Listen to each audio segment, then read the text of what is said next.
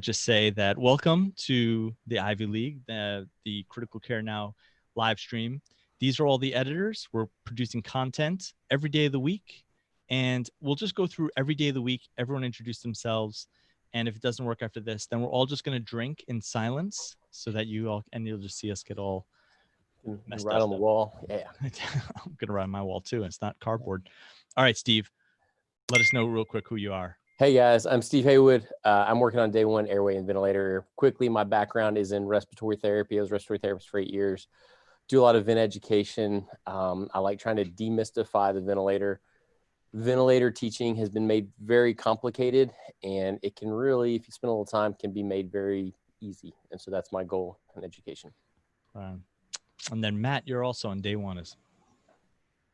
Yeah, hi, I'm Matt Tribb. I'm a intensivist at the Cleveland Clinic, and I'm working on vents and airways with Steve. Have a lot of the same passions regarding the ventilator, making it work for the patient, understanding how to deal with synchrony issues. Also have a lot of other issues that'll cross into a lot of the other days, so I'll let the other people talk about those items. Just to be clear, you don't have issues. You like to talk about issues. Well, you know, depends on it depends how much time you have. We would have gone to it, but we're 15 minutes in because I screwed it up. So that's fair. But Matt, just so you know, we did a video on hypoxemia, like the approach to the hypoxemic patient, which is like of all the videos I have, it's like one of the top most downloaded. So super smart dude. All right, so day 2, which the theme is cardiac arrest, trauma, and just general resuscitation.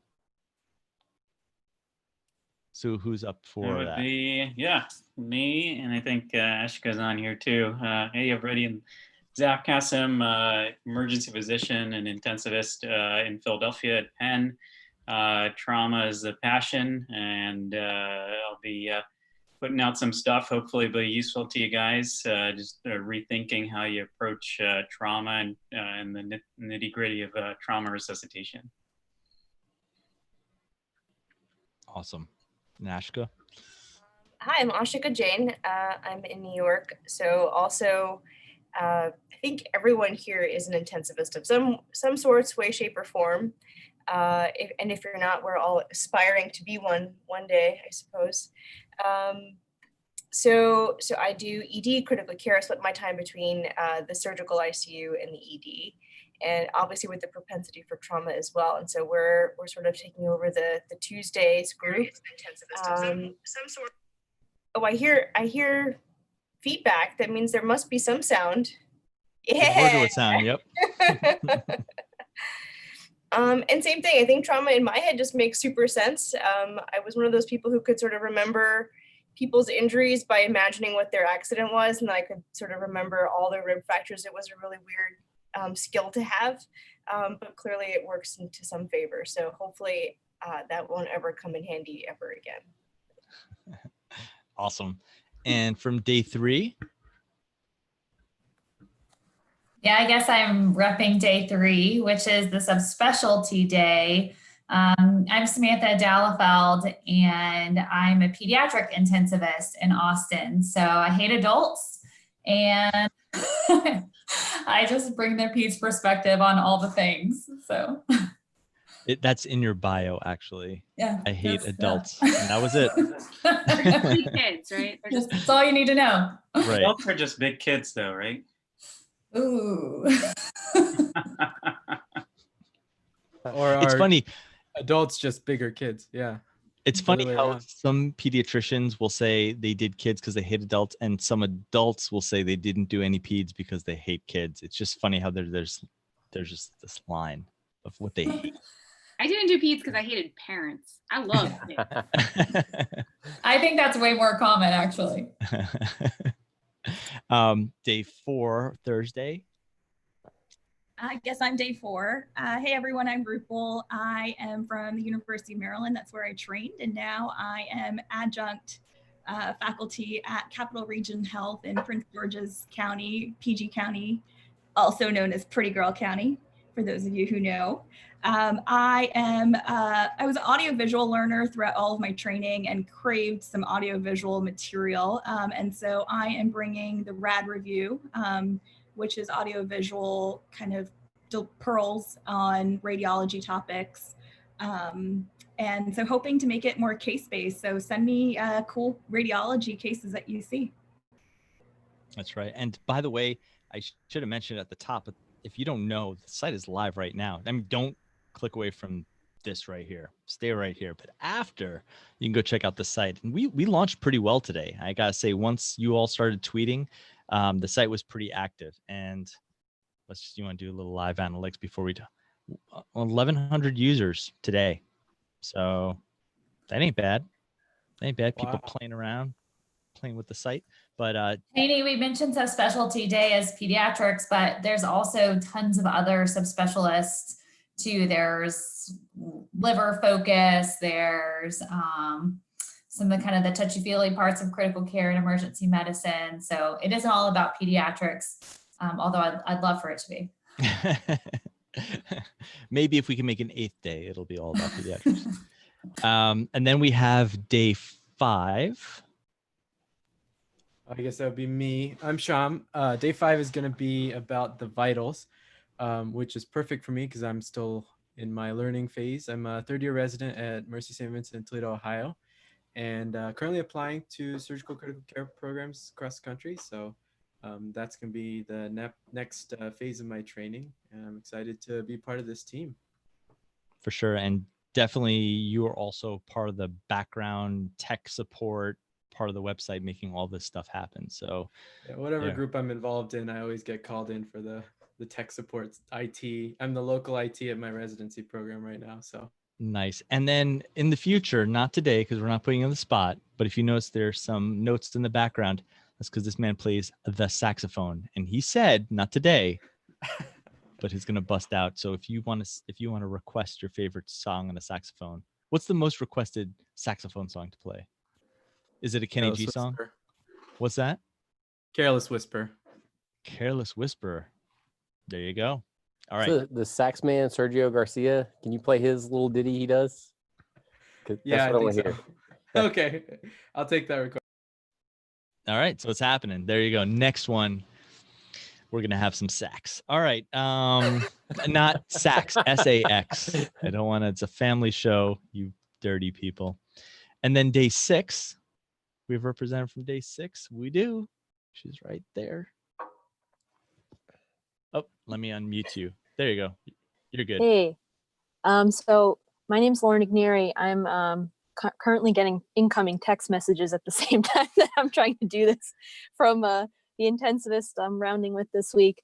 But I'm one of the pharmacists who will be providing different pharmacy topics throughout this whole critical care now process. I'll be working with our emergency medicine pharmacist over at Cooper University Hospital, Rachel Raffek, to provide content, and hoping to draw on some of our colleagues and our pharmacy residents to contribute in the future as well.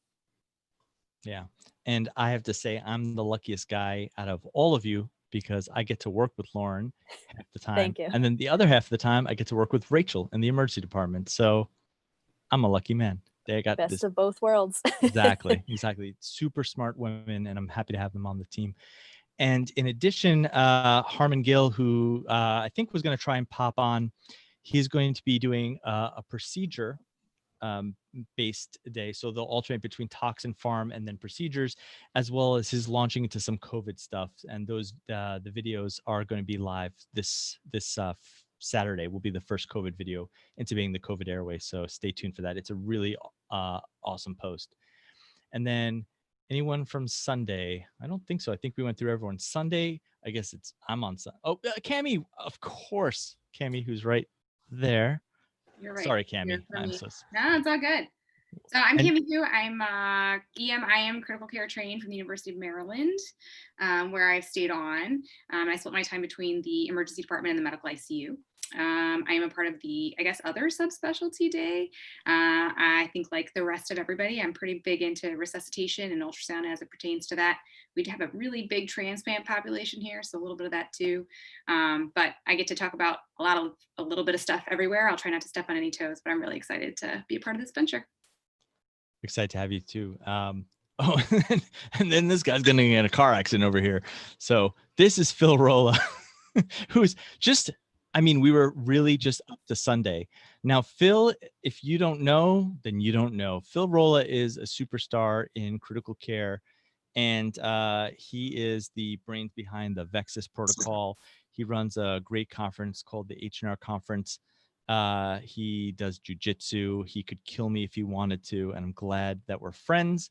And he's also part of he's not really part of the Sunday team. He's kind of part of everything. And Phil and I are working on a secret project that we will be talking about really soon, but it's going to be pretty amazing. So Phil, first of all, you're sideways. I don't mind holding my head this way. It's okay, but there we go. Okay, good. Thanks, Phil. My neck thanks you. Tell us who you are, and then also kind of weave into what you're going to be doing next. There's something coming up that you're hosting, a conference, in fact. Yeah. So I'm an internal medicine and ICU practicing guy up in Montreal. I'm sort of part of that, as you are, Haney, the original sort of first generationers who learned our POCUS before the term was even alive. Why are you gonna call me old? No, you were just an early starter.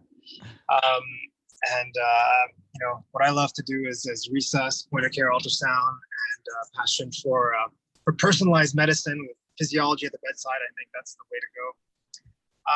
So there you go. And yes, as you know, as we've been collaborating, teaching for a long time, and the latest iteration of my medical education is the Hospitalist and Resuscitationist Conference, which was in its third year. It was going to be in May, but obviously we had to cancel. And we kind of reloaded it into a web conference, which is taking place next week. And the shtick of this conference, which I think the really cool thing about it was that it was always very boutique, very small. And the point was for clinicians to talk to clinicians, and no one's, up there necessarily. Well, some of them do have a huge research pedigree, but everyone up there is like who's talking is an actual frontliner doing all the stuff that they're talking about. Nothing of it is just plain theoretical that everyone's applying. And I think what ties all the educators in there was that desire to be at the cutting and the bleeding edge, but with a very practical approach, and not being afraid to break barriers or anything like that. So yeah, our third iteration is web. It's next week. We'll share the link, and you'll probably see a lot of these familiar faces which are on this Ivy League today. So we will talk about COVID. Obviously, it's hard to get around not talking about that, but it's not going to be entirely COVID, and everything that we are going to touch about will extrapolate and have to do with any critical care, any acutely ill patients, not just the COVID patients. So by that count, you're the only person who's outside of the United States right now. How bad is it right there in Montreal for COVID? It's not at all. I mean, we can see that I don't have any more COVID patients in the ICU. We were drowning in them, a month and a half ago, but now it's quieted down completely. We have rule outs, but we don't have anyone who's COVID, really does have COVID. There's a handful left in the hospital. There's a handful of post-COVID patients, but we can see that the curve is starting to slowly wind up again as there's been some deconfinement. So I anticipate that this fall should be pretty intense. Oh, that's nice for you. Yeah, our curve is changing too. Just so you know. Yeah, you guys, I feel bad, but you guys are on fire. I mean, I don't know how I think the Northeast isn't quite as bad as the whole rest of the U.S., but we'll see. We'll see. But so we'll throw a link after the show to the registration for H&R, because it's I've been to it, I've spoken at it, and I've also, I think, just been a participant in it. It's an amazing conference if you really want to get into the brains and talk about the gray zones of medicine, it's unlike any conference that's out there. So I highly suggest you check it out. Great faculty, and even I'm going to be there in addition to that. So there you go. Well, it is guys like you who make it. I just kind of pull the strings together. But first of all, thanks so much for inviting me to be part of Critical Care Now. I think it's really exciting. I think the cast that you have. I think we've got a whole bunch of them on right now. It's totally amazing educators, and I'm really looking forward to it. Yeah, it's amazing that all these people bought into my scheme to I mean, honestly, I just said, hey, you all are doing great work. Would you like to form this co-op, this educational co-op? Who's in?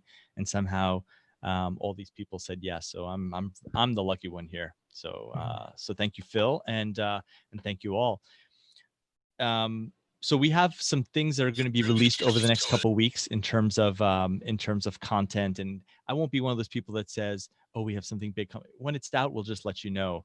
But what we want to do on this program and what we'll be doing the next iterations are some case-based discussions, a couple lectures, and then just some general fun stuff. But for today, what I wanted to do we're already with all the technical stuff running along, and I don't want to keep the first episode too long, is I wanted to do a couple cases. And what I'd like to do, if you're all in for it, is I can tell you about a case, and Matt also has a case, but I want to tell you about a case that I had. And as you know, there's more than one ways to skin a critically ill cat.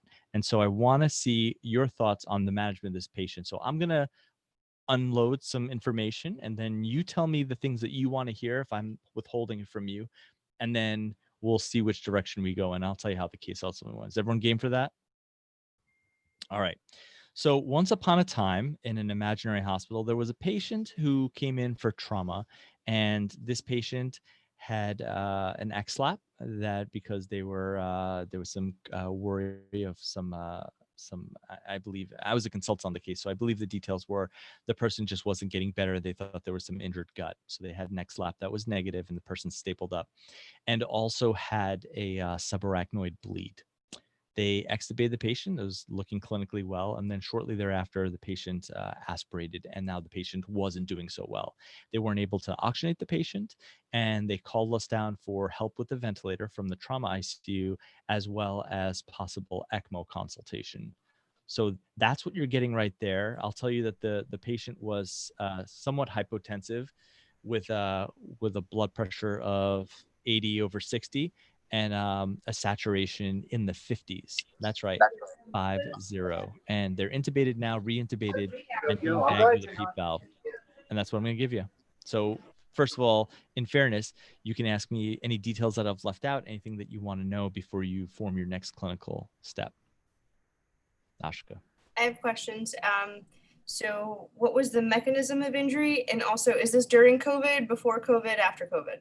This is sometime during COVID, and it was a blunt MBC. Person was a restrained driver. And again, the only injuries that they knew of were this belly, which wasn't actually an injury in the end, and subarachnoid hemorrhage, and some rib fractures, but not an amazing amount of contusion to the lung. And then how soon after admission, and why was the person intubated? The person was intubated for some altered sensorium due to the subarachnoid, but was improving from that parameter. It's a great question. I guess my gut is to, acutely they're bagging the patient, struggling to oxygenate them. I don't want to miss something easy. I don't want to miss the low-hanging fruit. So I'm probably going to go through the dopes. I'm going to listen, make sure I'm bilateral, make sure the suction catheter goes through, scan the chest, make sure, we've got some rib fractures, make sure the lung's not down. There's an obstructive airway history, make sure I'm not stacking breaths, just make sure I'm not missing something easy before I kind of go down this rabbit hole of this severe lung injury from the aspiration. Excellent. I'll tell you that was all done. The respiratory therapist at the bedside was like the respiratory therapist I want if I ever get sick. So this dude's amazing. He's doing everything. I came down to do the consult, and he's telling me all the things that he did. I'm like, that's way more than I would have done. Awesome. So all that was done. The tube is patent. They're able to bag with some resistance. The pressures on the vent, the peak pressures are in the 60s, plateaus of 40. That's what we got. How's the belly? The belly is tight. Is the patient paralyzed or just the sedated? patient was not paralyzed, and then when I came down, we paralyzed, and I'll tell you that the paralysis did not make a lick of difference. But it's a great thought. And what do you think into that?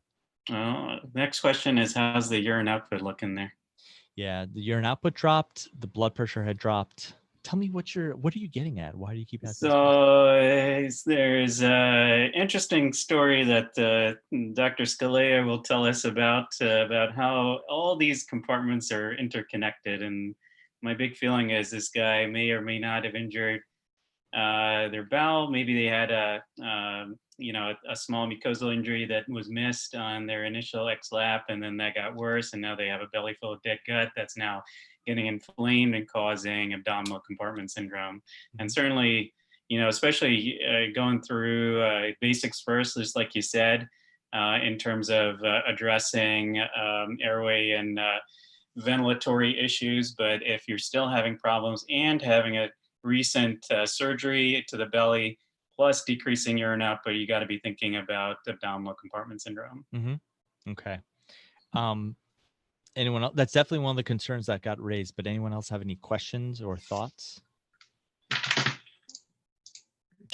I'll also sprinkle in here while you think about that in the interim an x-ray was done that showed just the right side was just not whited out, but definitely hazy. There's something happening there, possibly due to some bad aspiration. It was not there after the blunt chest trauma, even though there's rib fractures. That was not present. It's not like there's lung contusion on that side, but the right lung is definitely hurting. So I know you put a probe on. Yeah, that's what I was going to ask. Probe on. There's no pleural effusions. There's no ascites, no fluid in the abdomen. And the right lung looks atelectatic, and there's B lines everywhere, which, if I can sort of translate it, it just looked like someone who was kind of mid ICU course, not de-resuscitated yet, the typical post-resuscitation pulmonary edema. And cardiac? Cardiac function, very limited windows, but looked hyperdynamic. How was the right side? And did you do a bubble or anything? Or? Nope, did not do a bubble study. The right side looked this person was pretty obese, and I'll just say that it was hard to roll him, hard to do. So the windows that we got were limited, but I could sneak a peek at the right ventricle. And PE, definitely a massive PE was not on the table for this person, although they could have had a submassive or non-massive there for sure. I should say not a submassive, because the right side did look okay. Sorry. Okay. I'm gonna go old school here and ask about if you put the hands on all over the skin, is this patient peripheral perfusion down? Is he cold and mottled and whatnot, or more of a warm and No, cold.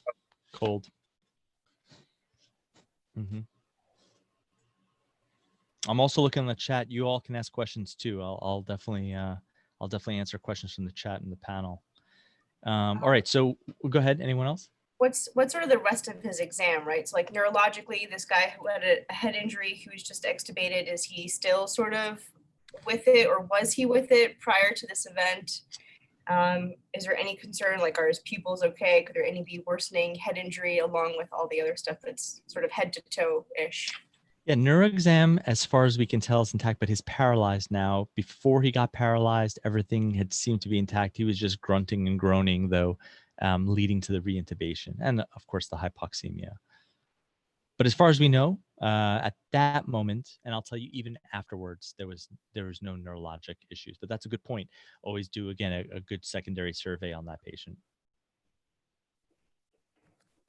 Do you have any recent labs, like a trended hemoglobin and the gas? Yeah, I'll just tell you that they were all normal, which is code for didn't play a role in the issue. But I'll say they sent a gas because he had an A-line, and because that's what you do with everyone that's sick, I guess. All just hypoxemia, otherwise okay. You know, the lactic acid. I did not know the lactic acid. I know that he had a base deficit. I think that's what led them to start thinking about his belly and just put things together. Because his belly was, well, I'll tell you, was big, but it, they always say for abdominal compartment, you got to bounce a quarter off of it. And he didn't have that tight of an abdomen, but it definitely was prominent.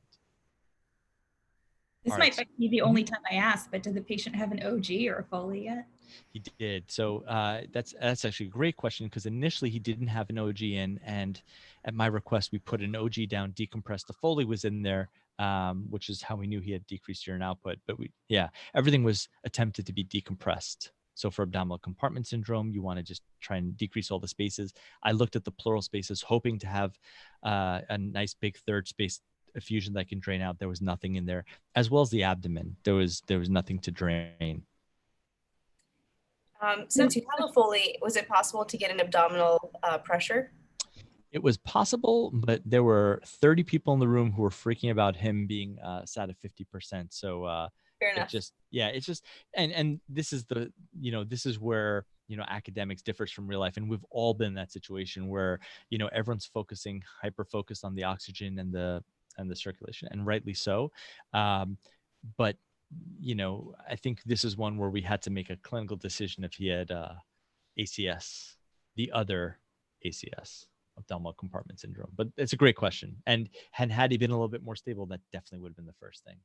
This is off kilter. It doesn't usually cause hypotension, but there were no long bone fractures, right? Where are you going with that? Let everyone know. It's a great thought. Fat emboli, altered mental status, hypoxia. It doesn't, I can't account for the abdominal distension. And if it was causing any sort of core pulmonale, you certainly would have seen it with your little sliver of RV, but just a thought. Yeah, great thought. All right. I missed a bad connection here. I'm sure you told everyone what the intra-abdominal pressure is. We didn't have one. Just clinically, it was he was tense, but not the tensest I've ever felt. There was just no time with him. Sats in the 50. I know in Montreal, everyone's laid back and relaxed. They're like, we do not care if there is I don't care the oxygenation. I must see the intra-abdominal pressure.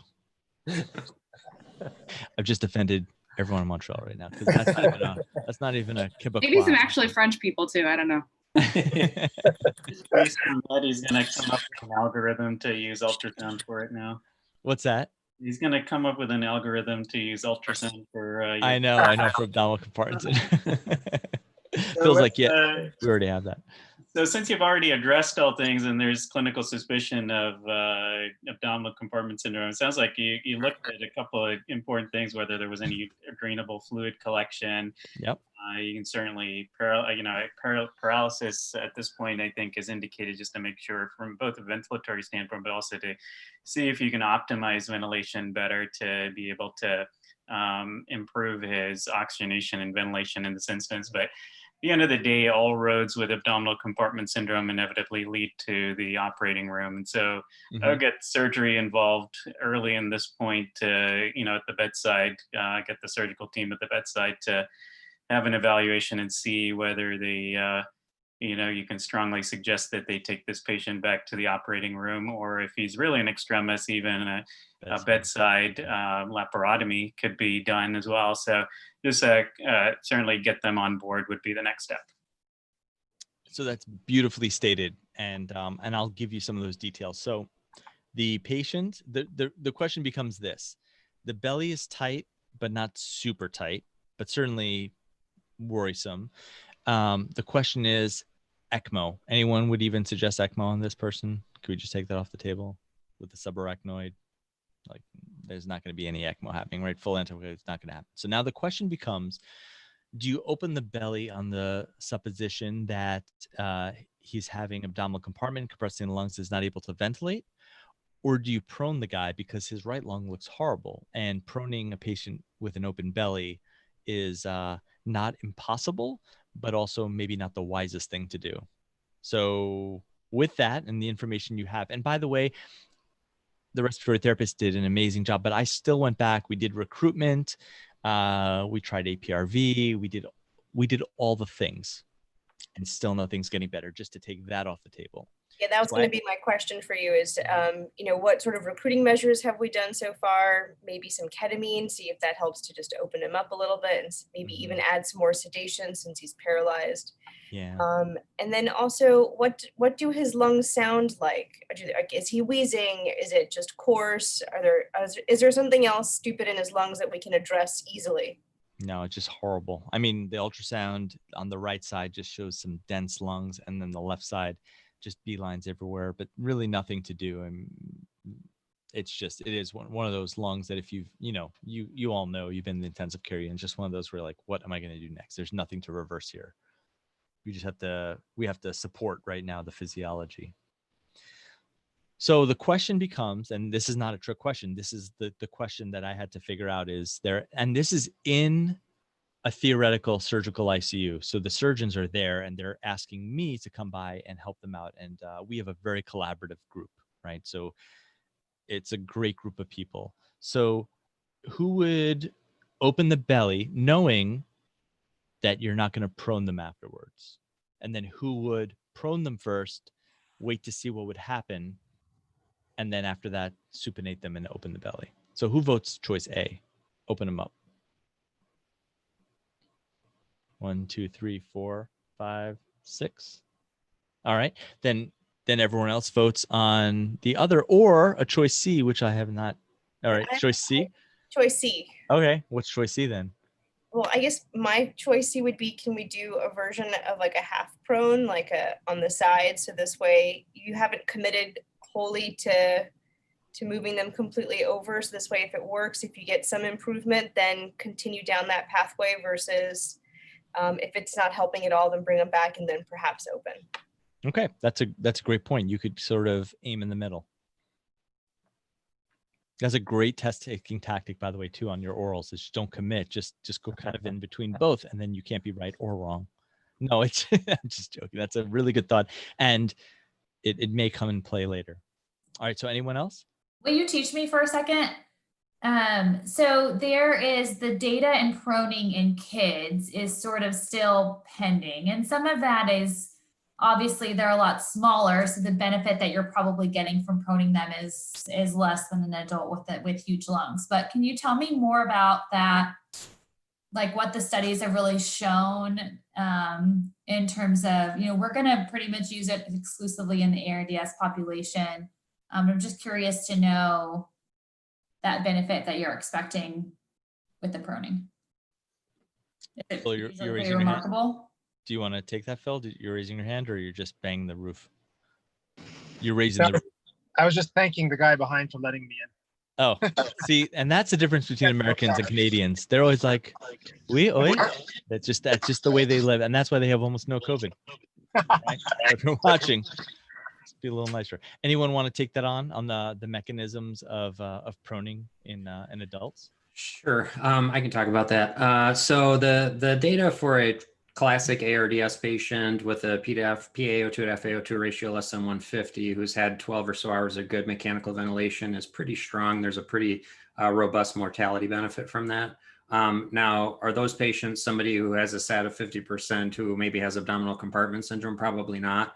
Do I think this guy's oxygenation will improve if you flip them? Probably. Do I think it's going to make them go from 50% to 90% or even 85%? I'm skeptical. There's a big shunt here, obviously, because we're around 100% oxygen. We're only getting 50% to the arterial side.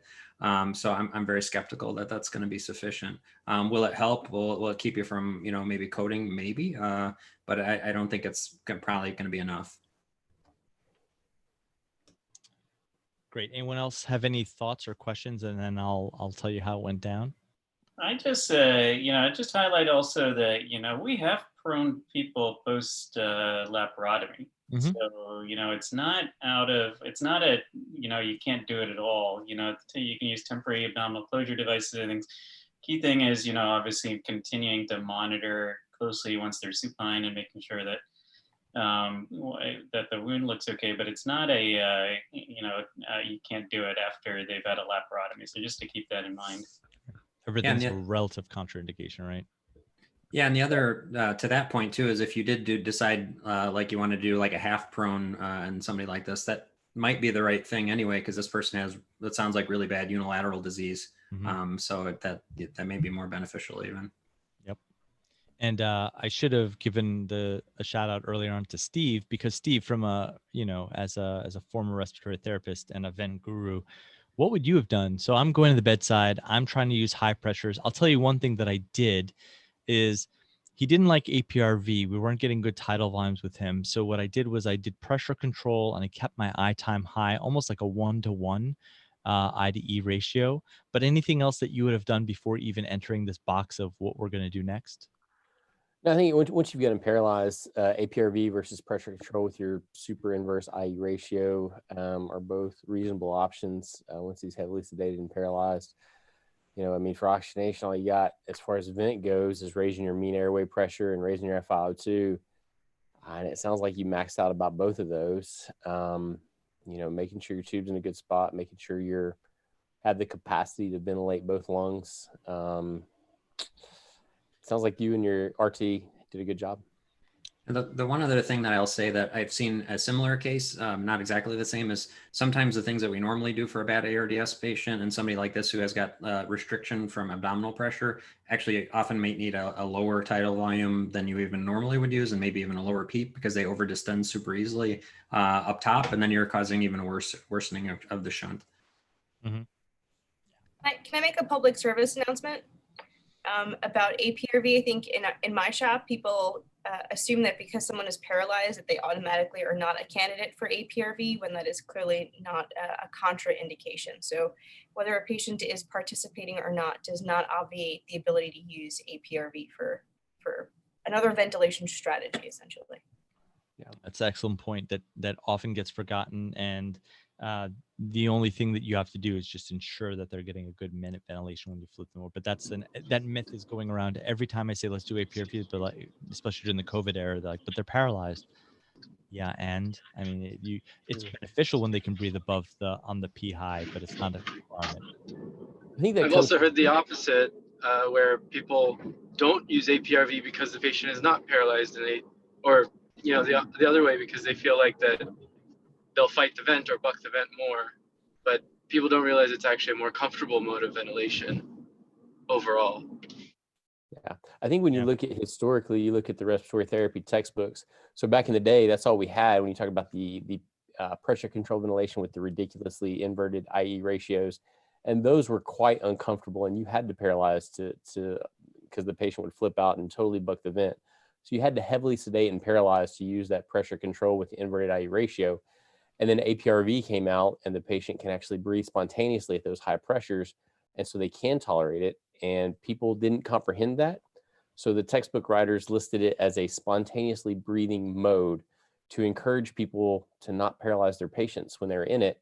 And then some people took it to the extreme. Oh, it's a spontaneously breathing mode. Therefore, my patient has to spontaneously breathe to be in that mode, which is a myth. So I think we went from one extreme where we thought of it as pressure control with the inverted IE ratio, you got to be paralyzed, to the other extreme of, oh, it's a spontaneously breathing mode, you can't paralyze them. Perfect. Anyone else? Comments?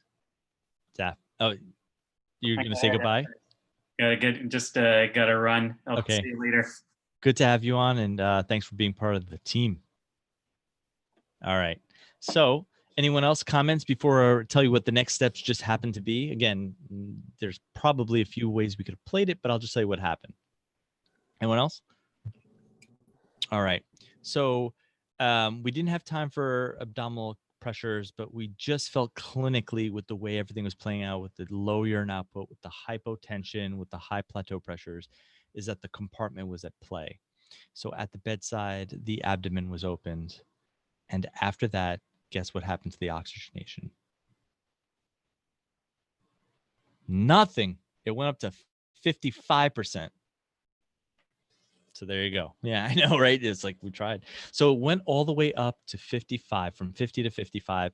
And we did try to do some recruitment that maybe brought it to 60%, but we're still in it. So what would be your next steps now after that? And that's the move that someone else had made. That's the move I would have made, because the belly, even though we didn't have abdominal compartment, it's just screaming at you. And the staples are like peeling back on the skin.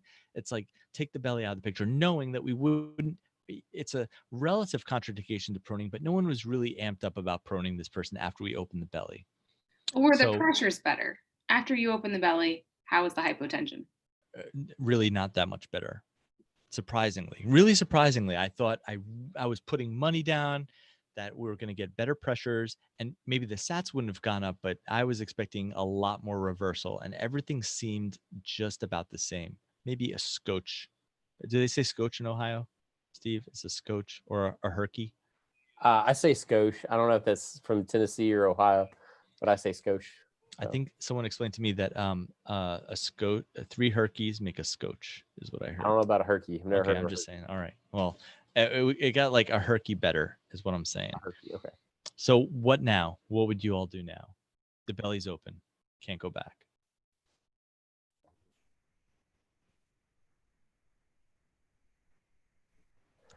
I still think you could try proning him. I mean, why not? Okay. Yeah. Anyone else? Who votes prone? Who votes partial? Oh, how about wedge? You can wedge him. Yeah, I would Sure. do like the partial prone, like the half Sure. prone. Mm-hmm. Okay. That was my original vote. I'm gonna stick to it. Yeah. I'm gonna go with Yeah, that. just- She That knows was on what's going on. PC for the record. That Yeah, was put the bad side down and see what happens. I think, Yeah. And so that's what my contribution was, is after we opened him, I said, let's wedge him. And then the stats started to creep up, believe it or not. And we did a couple of recruitments in there. I mean, we did, and then we wound up doing the pressure control thing for, we did the pressure control thing. As I told you, we increased the eye time. I think it was like to 1.2 or 1.3, just to really have that pressure open, like a cheap APRV, because APRV still was not good for him at that point. And then after that, I got really greedy because the sats were coming up and I was getting impatient. And for anyone that knows that manages these really dense lungs like that right side, it takes a while. It's not like you set the P high or the PEEP and everything, and things don't just get better and it's like everyone's high-fiving. It takes a while for that lung to slowly reinflate. And I said, I'm going to just stay here at the bedside until he gets to a sat of 90. And the sats were starting to creep up. And then I got greedy. I said, well, he's good with a 45-degree wedge. Let's roll him 90 degrees on his side. And then he almost fell out of the bed. I said, okay, let's roll him back 45 degrees. We're good here. Let's not screw this up. Have a secondary trauma. So we waited literally 30 minutes with him on those settings. We actually increased the PEEP to 20 while we're on that. And would you believe that 30 minutes standing at the foot of his bed, his sats came up to 90. Excuse me. And then by the evening, they texted me a picture of his sat on the same settings. Just 4 hours later, sats are 99%. So I thought a really good case, a really good example of multiple things going on, sequentially taking things off the table, doing things in incremental order, and then ultimately remembering good lung down is a good thing to do when you have a lung that's kind of knocked out of the picture. And that good lung down, I believe that, and opening. The other thing is that opening of the belly, I think, had a big impact. The difference is that he was just so de-recruited on that side that we had to re-recruit him over time. So I don't think necessarily that I don't think that we could have done the same thing without opening the belly. I think that lung would have been pushed up too high. There definitely was an abdominal compartment component to it, but we needed to get that lung inflated. For anyone that's seen true abdominal compartment syndrome, without the lungs at play, what happens is the abdomen pushes up, it compresses good lungs down, and then when you open the belly, things open up, and then you see a rapid rise in oxygenation. That's kind of in a perfect world. But in this case, you had bad lungs that weren't able to expand in addition to a bad belly. And that's why it took a little bit of time and manipulation to open the belly and do that secondary step. That's what we did. It worked out. I'm not saying that's the right thing, but I'm curious to hear your thoughts on that. Anything that you would have done different? Teach me. What can I do better? So I have a question. When you're in pressure control, when you did the laparotomy, did you see a significant increase in your tidal volumes after they opened the belly? Not really. It's really interesting that I if I could dive into his lungs, because we weren't able to CT his lungs at the time, but with ultrasound, my sense is that his whole right lung had de-recruited down, or most of it, certainly the basal and the middle portion.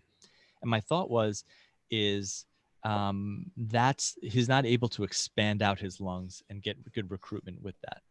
And so by opening his belly, we're giving the diaphragm some room to open up and to expand and let him recruit up. but it would have been nice to CT him in a perfect lab situation, CT him, look exactly what the physiology is. The only physiology I had was my limited ultrasound, and he was really limited from habitus. It was also quite a scene in the room, just generally. And I'm just the person who's coming in as the consultant there.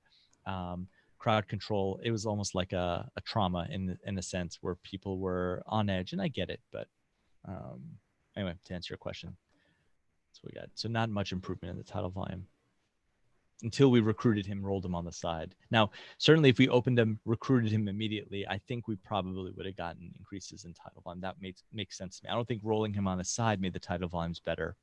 I just think while we were rolling him, we had the idea to recruit him, increase the PEEP. So the two things in conjunction. Any other thoughts?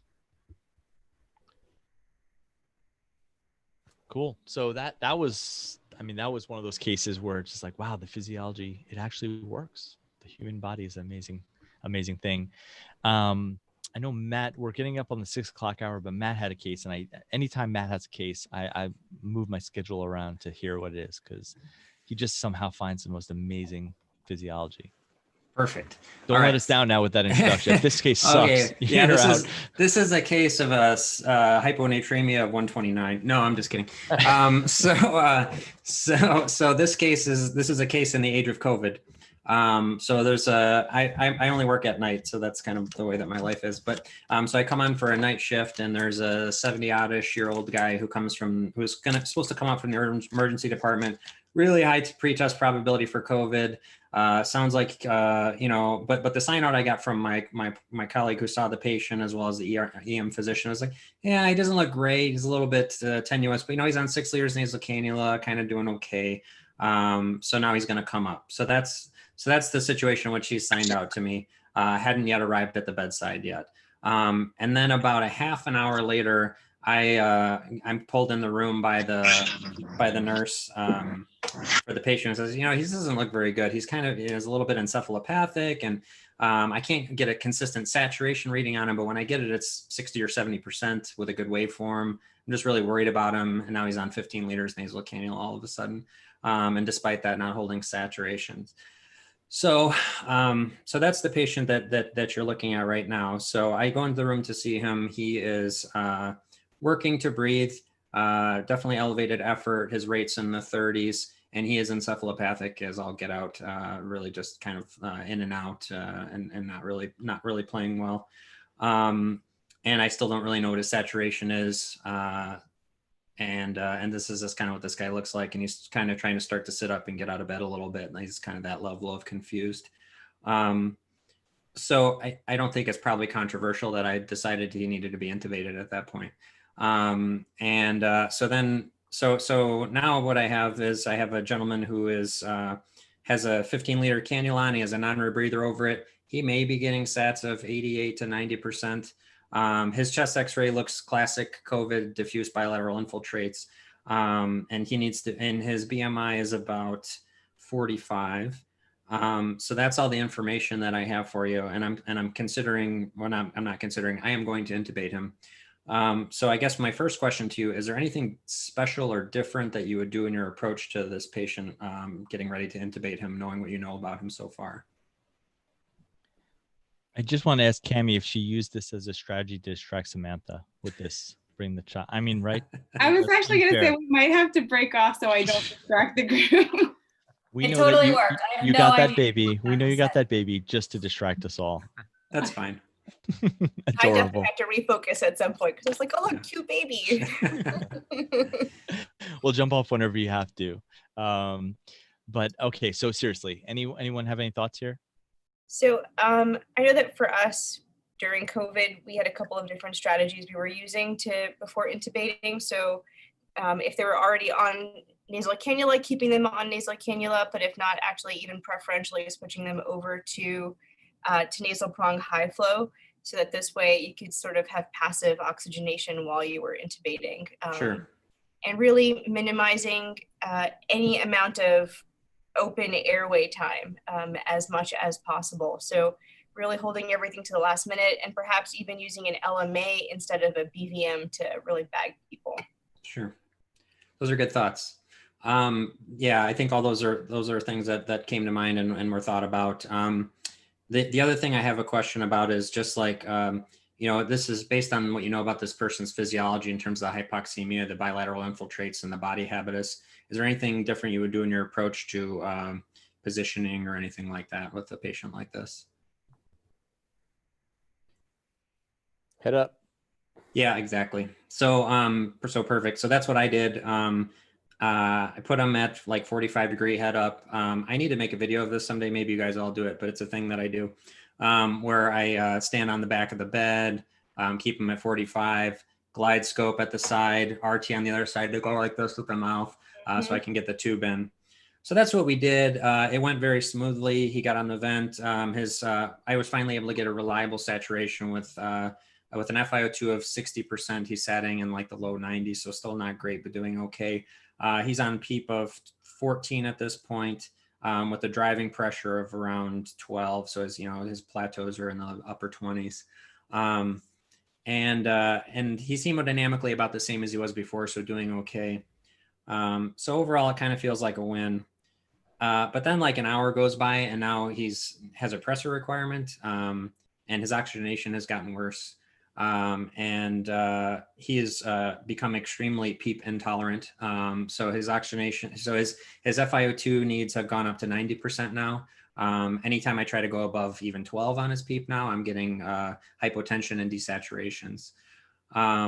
So that's the challenging situation that I'm in now. So I'm interested to hear kind of what your thoughts are, what you might do next. I'd go to criticalcarenow.com and look at the post on the rush exam, and quickly use that exam to do a quick rush exam and see if I can get my diagnosis on ultrasound. Shoot, Steve, that was a really good plug. Like that? criticalcarenow.com. That's branding right there. That's really good branding. You know what? I think I remember seeing that post actually. Yeah. It's a good website. I don't know if y'all have heard of it. I think you should check it out if you haven't. And if you see that post, by the way, just so you know, it was hard to find an illustration for where to do all the probe positions. I volunteered for that picture. Oh, that makes a lot of sense. Yeah. But I do that for education. If anything, it looks like you're not in good a shape as you used to be. So that's right. I used to be in better shape than that picture. Forget about it. Yeah. All right. So Steve wants a rush exam. Does anybody else, any other thoughts that come to anyone's mind? Anything you want to know or do, or kind of like Steve wants a rush exam. So what are the things? So pretest probability wise, you're trying to come up with like your short list of what you think's going on. So what kind of things are you thinking about, Steve? Yeah, so there's infection going on in the lungs. I'm presuming there's infection going on. I'm always concerned of a distributive shock. So I want to, look at that heart. I want to look at the IVC, see if he can tolerate fluid. Look at the lungs. He doesn't sound like the picture of health. So he may have had, he may be in cardiogenic shock. He may have the stress of everything. May have put him in the MI. I want to make sure he's got a good squeeze. I want to make sure, see if he can tolerate extra fluid. And then, keeping a complete differential, go ahead and check for free fluid. Go ahead and peek at his aorta. Go ahead and scan the lungs to see if with these, with the positive pressure, if he's popped something and one of his lungs are down. And so do a full echo and yeah. Cool. Anybody else have any thoughts? I'm interested in that right heart and potentially CTA PEing him if he's stable enough. Yeah, that's a great point too. So I was so whenever I have a PEEP intolerant right ventricle, I'm thinking about something that's changed with the RV performance. I'm a little bit obsessed with the right ventricle. It's my favorite, so I think a lot about it. So that's kind of where my head was. Yeah, I wanted to know about these other things that Steve is thinking about, but I'm really thinking kind of about an RV focused echo, and then trying to make a decision based on that. So I'm going to try to share some images with you. Caveats to this, this is with a portable handheld ultrasound, and then the rendering really seemed to take my image quality down a little bit, which makes it even more realistic. Now you have to try to make a decision based on imperfect information. So let's see if I can share this. Oh, I can't share it, Haney, apparently. Oh, really? It says I must have disabled. Well, some people come with some pretty questionable stuff. Let's see. Let's see. Oh, here we go. All right. Give that a try now. Okay, so I have about 43 seconds of images here, so just bear with me. 43 seconds. Yep. Go. Is that showing for you? Yeah. Yep. It's not moving, but Yeah, just okay, good. hit play. All right, yep. So that's a parasternal long axis view. Yep. Why don't you talk us through it just to... Yeah, so let's go through. It's really kind of a short clip. Major structures. Does my pointer show up? Mm-hmm. Okay, perfect. Okay, all right. So a couple of structures to note if you're not, up on your echo. So this is the left ventricle. The LV cavity looks maybe a little bit large and definitely thickened. Mitral valve is here. Aortic valve is here. The RVOT is right up here. This is bigger looking than normal to me. And the other thing is right here is a coronary sinus, which is enlarged too. So that's another thing to think about in terms of something going on with the right side. And just under the coronary sinus is the descending thoracic aorta. So at this point, I'm starting to think about high elevated right-sided pressures. So now the next view we'll go to is going to be the parasternal short axis at the aortic valve level. So this is the basal cut. So the aortic valve is here, right atrium's here, left atrium's here, intraatrial septum, and then the RV inflow is here. So not a whole lot of information to be gained from this kind of low quality clip, except to say the RV inflow looks enlarged to me. So I'm still worried about the RV. And now finally, parasternal short axis, sort of mid cavity level is where we start to really see the difference in the size between the right and the left, with the right size being rather enlarged and some septal flattening here. So it looks like we have RV strain present. Again, not perfect images, but something to work with. Now, the most imperfect image I have would probably be the most important otherwise. So this is an apical 4-chamber view with the right atrium here, and the right ventricle is here. I'm going to trace where the outline would be right about there. The left side is over here. Like a Rorschach is what it looks Yeah, like. exactly. So the things I want you to pay attention to is the tricuspid annulus will come in and out of plane, so you can get an idea of how well the RV is squeezing, and also just take a peek at the apex of the RV as well. So you can kind of see a little bit of a winking there of the apex, and then the free wall, which you can't see very well. You can only kind of see this first little portion of it. Doesn't look like it moves all that well. So now finally, the last thing we'll go down to is the IVC, and I just found it to be better in the short axis. And this is, remember, a patient on positive pressure, so interpret it as you will, but the size was pretty generous. So now I have this guy with these findings. He's now on 2 pressors. He's requiring 90% oxygen to maintain sats in the mid 80s. And now I'm interested to hear what people would do next.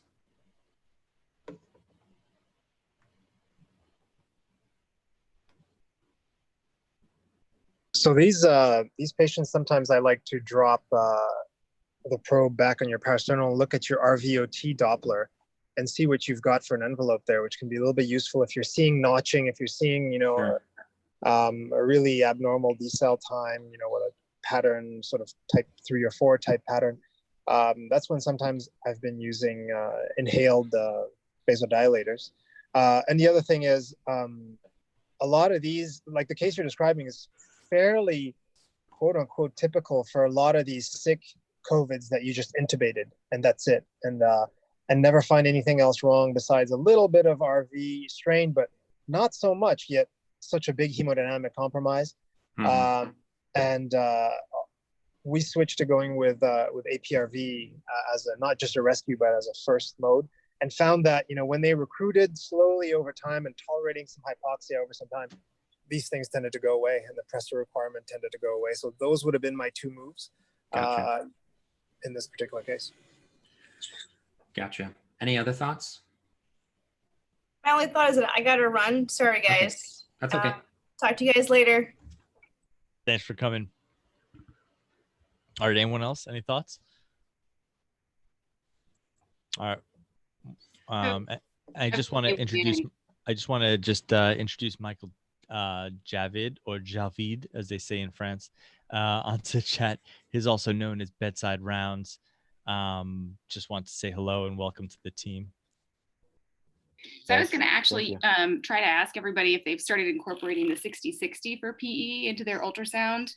I think this sounds like it would be a perfect setup. I didn't hear the first part, so I'm sorry, but Oh, that's okay. Yeah, that's a great point. The important part that you may have missed, and maybe Phil missed too, because Phil is asking for RVOT Dopplers. I'm using a portable handheld ultrasound, so I don't actually have those things for you on this because I don't have Doppler on this. So I'll tell you kind of so in the interest of time, I'll kind of try to push ahead a little bit. So I had these findings. The other thing is that was interesting, and again, you can decide how much you want to take this into your decision making. But for some reason, this guy had 2 D-dimers that were done like 12 hours apart, and it had like gone up 8-fold. So I saw these findings, and then I said, well, I better look for a clot somewhere. Didn't really sound like somebody that I wanted to. Didn't sound like something that I wanted to take down to the CT scanner just for the sake of instability. So what I did then is I did a bedside DVT ultrasound, and hopefully that'll play. And this is a common femoral vein on the left side, and it's not really compressible. And the same finding was present down to the saphofemoral junction, and even below that down to the popliteal area. So now you have somebody with RV strain who has a clot in the leg at least, and is in shock that's kind of rapidly progressed over the last 8 hours. So I'm interested to hear what you would do for diagnosis and management at this time. Steve's throwing things. Can't hear you, Steve. Still can't hear you, Steve. But based on your body language, you're mad. just.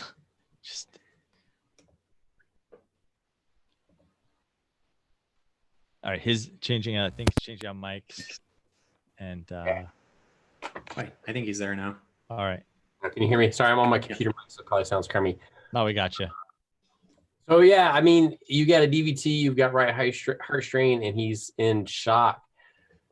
I think you've got to throw TPA at this guy. You got to try to, assume there's a clot in the lung.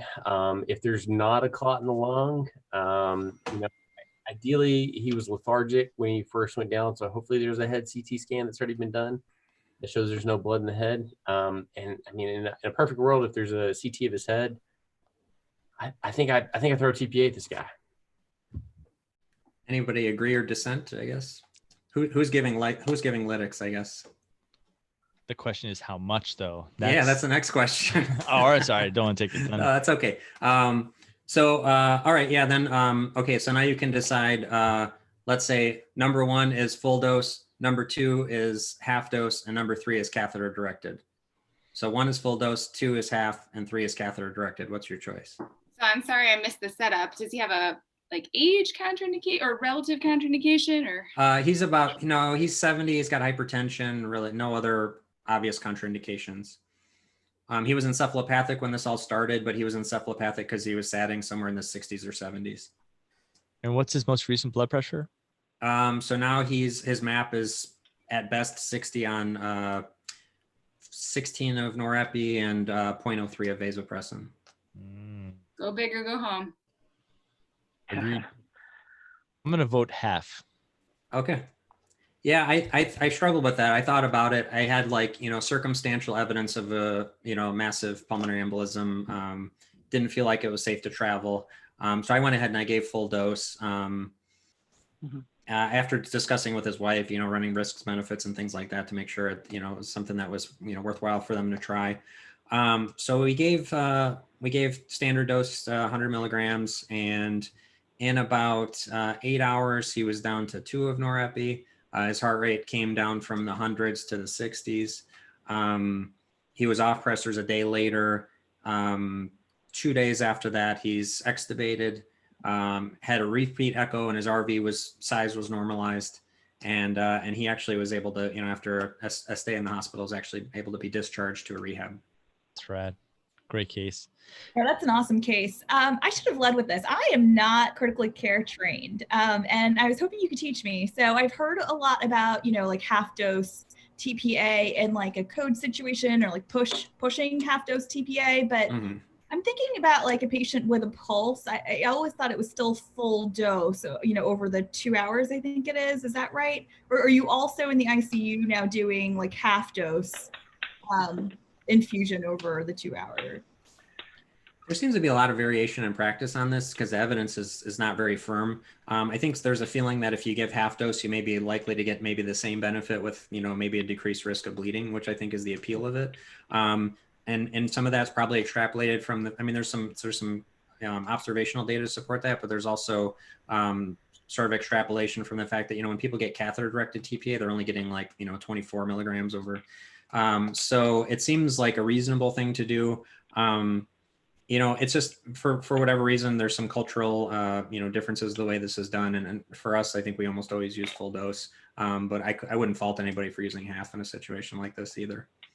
I think in unstable, my practice is generally, if you gotta give the TPA, then you go full dose unless there's like a major, like an 80-year-old, you're kind of the spot where everybody kind of gets a little bit nervous. But I've been using half dose with anecdotally okay results in the patients who have what looks like it should, the submassives, right? Like what we have the literature for. So what looks like, for all intents and purposes, the patient should be dead, but they're actually doing okay, just for the morbidity sort of outcomes. I think you're certainly in bounds to do full dose. It's in the guidelines that hemodynamic instability is a massive PE is full dose TPA. So, if you had a complication unforeseen, you're still within bounds, and you had the discussion with the family lane on the rest. I think it's fair. I've been using more half dose of late, only because just whichever side of the coin of complications that you fall on. And I've had some good success with half dose, not saying that that's the literature, but if you look at the PIAPET trial, which is the trial in cardiac arrest, giving patients half dose TPA resolution, I think 23 out of the 20, don't quote me on the 21 out of 23 or 23 out of the 25 had return spontaneous circulation with half dose. I like to give that and then give another dose if I need to. I've even given, we had a case, theoretically, I guess, of a person who had recent neurosurgical intervention, a young person, and had a massive PE.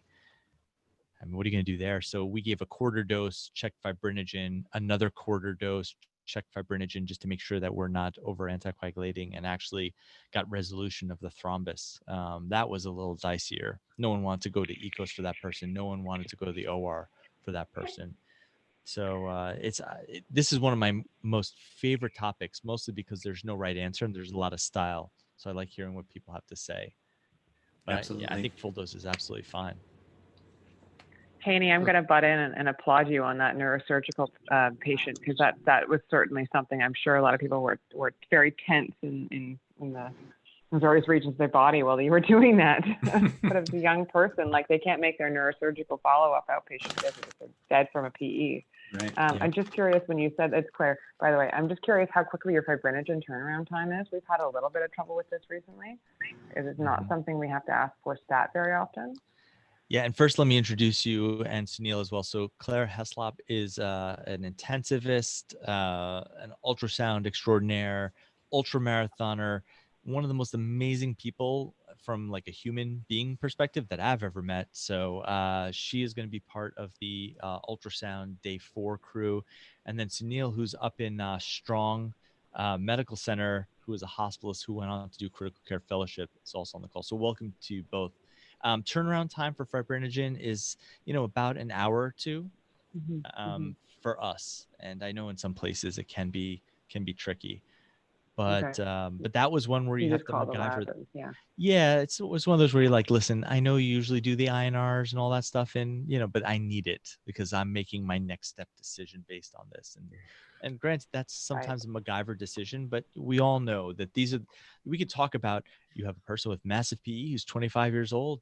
That's the easy case. The cases that we want to talk about here are like cases like this and the neurosurgical, the gray zones. How do you do it?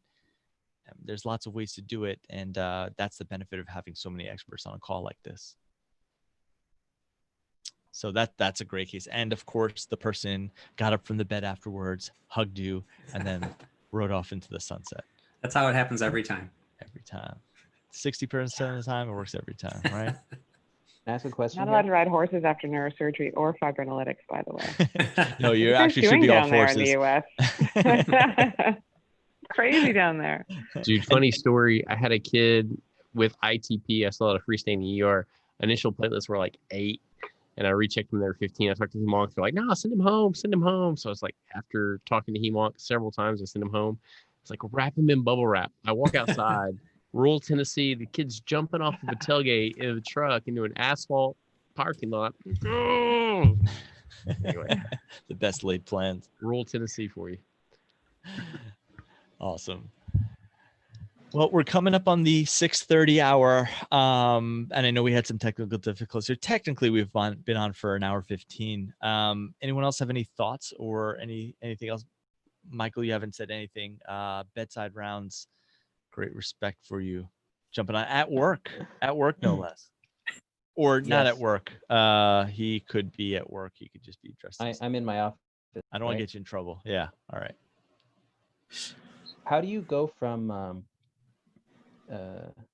alteplase to anticoagulation in these situations? Do you ever go straight to one of the DOACs, or do you like to layer on with heparin first and transition? I don't know that I've ever gone from lytics to an oral straight out of the gate, just worried about bleeding complications or need for other procedures or things. Or this guy too, he was still intubated, lined, all that. So I definitely was going to wait on, kind of sleep on him. And also he had I didn't mention it, he had a bad AKI. His creatinine was like 3.9 or something like that.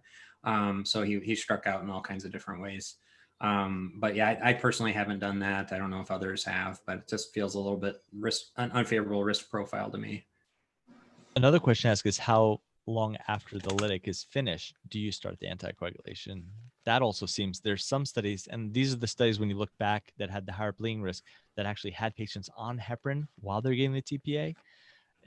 That we know is wrong. But so how long after are you starting your heparin drip?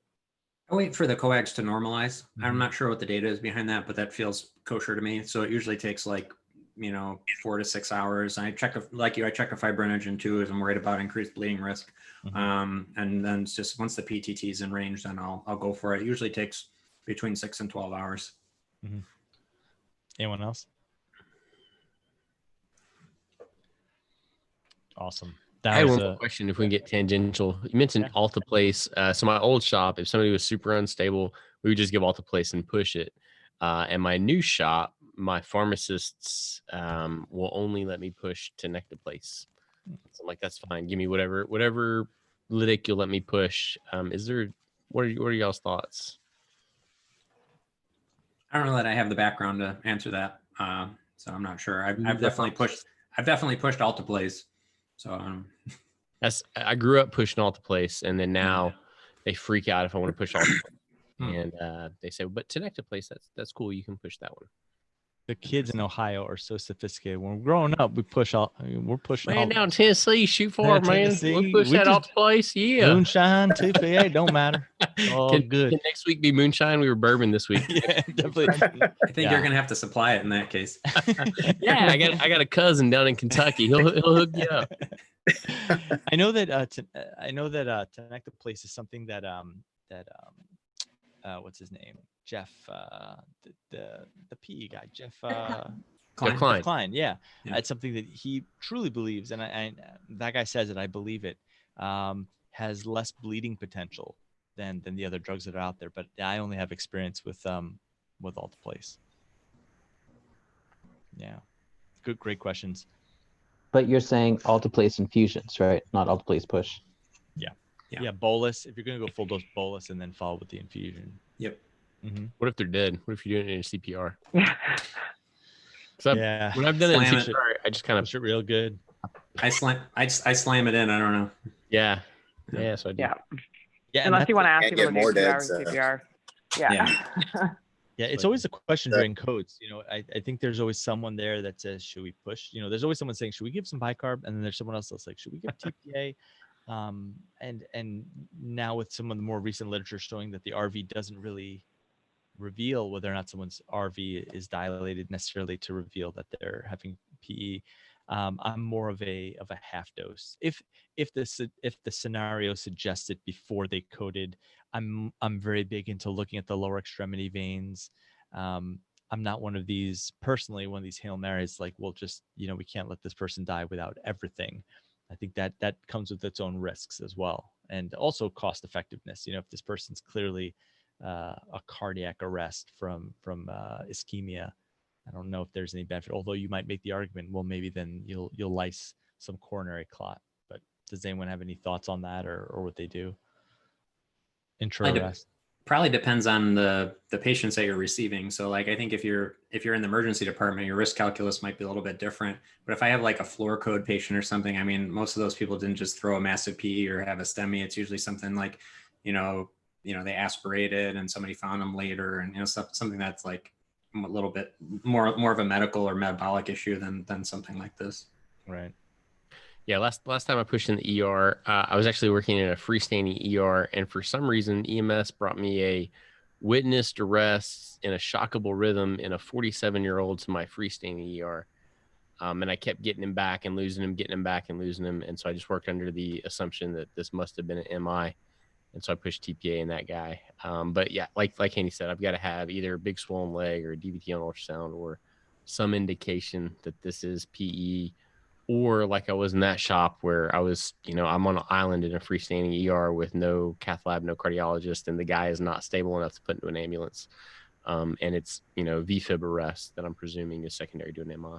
Your freestanding ED doesn't have a 24-hour cardiologist? Yeah, we do. A cath lab, cardiologist. It's, right all there in the freestanding ER. Absolutely. You guys co-run together, right? Yeah. ECMO too, right? ECMO, sure. I cannulated and yeah. This is in Ohio, right? Absolutely. We And did they- good work. My They nurses, survived. I They was had very moonshine impressed. at the end, right? Yeah, I was very impressed with my nurses in this freestanding. They kicked it into gear. Everyone, all hands on deck. I actually had a security guard with his bulletproof vest on and a pistol on his hip. I was like, "Hey man, are you BLS certified?" Yeah, come on, you're doing a round of compressions. And so he got on there, man, with his bulletproof vest and his pistol, and just went to town, did some compressions for us. That, by the way, I saw where you work. That is now on the webpage. Is that as that security officer doing CPR? They said we're all in. I think is the logo Absolutely. for the freestanding ER. Absolutely. This is awesome, guys. This is exactly what I want this to be. Is us to come together, talk about some cases, have a few laughs, and for those of you that still stuck around to the end, this is the team in some form or the other of Critical Care Now.